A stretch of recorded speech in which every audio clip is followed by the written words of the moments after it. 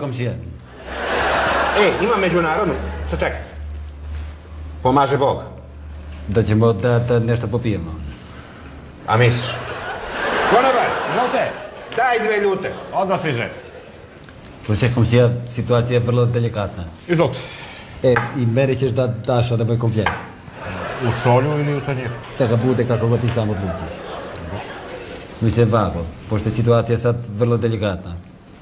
Pošto je Kosovo sada proglasilo nezavisnost i tebi je jasno šta će ovdje da se dešava. Ti ćeš sada biti da ti samo objasnim.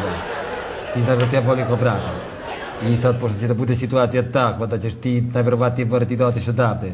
Ja sam odlučio da budem fer i pošten prema tebe i da te ispljatim u zljatu za sve tvoje tu što imaš. Ti samo kaži koliko treba zljata i da to sredimo ko ljudi. Pa sad ono što jes komšija. A vidiš, ja bi da kupim stan u Beogradu. Pa će bude mnogo 2 kile zlata. Da ti samo objasnim, ja neću ti dati 2 kile zlata, ja ti dam 4 kile zlata. Što 4 komšija? Pa lepo da sebi kupiš stan u Moskvu.